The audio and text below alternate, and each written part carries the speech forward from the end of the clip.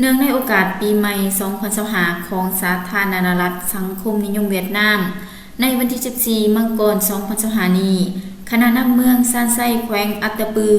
นำโดยสหายบัวลาพันมีไซโฮงเจ้าเมืองซานไซพร้อมคณะ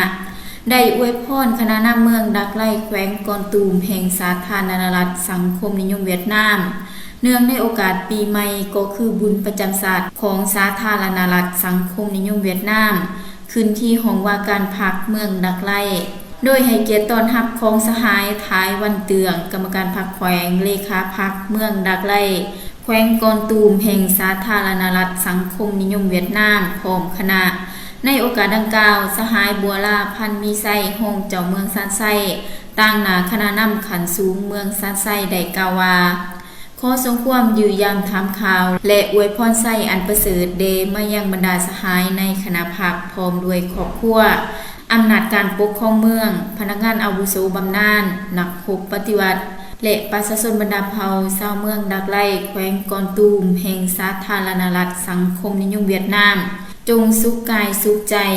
ผ้าอนามัยสมบูรณ์ตอนรับปีใหม่ด้วยความผาสุกเบิกบานมวลซืนเชื่อแน่ว่าภายใต้การสีน้ำผ้าของพรรคคอมมิวนิสต์เวียดนามกับผลสำเร็จกองประชุมใหญ่สมัย19ขององค์คณะพรรคเมืองดักไล่ติดพันกับการพันขยายการจัดตั้งปฏิบัติหมากผลการหัวมือพัฒนาเศรษฐกิจสังคม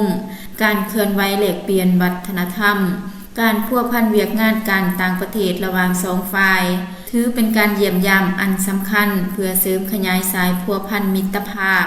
ความสามัคคีแบบพิเศษมูลเสือมิตรภาพและการหัวมือหอบด้านและขอแสดงความขอบอกขอบใจมายังการนำภาครัฐเมืองดักไล่แขวงกอนตูม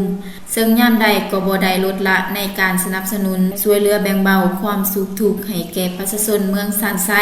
ณโอกาสมีความหมายสำคัญนี้ขออวยพรไซบรรดาสหายในคณะพักพร้อมด้วยครอบครัวอำนาจการปกครองพนักงานอาวุโสบำนาญนักรบปฏิวัติและประชาชนบรรดาเผ่าชาวเมืองดักไล่แขวงกอนตูม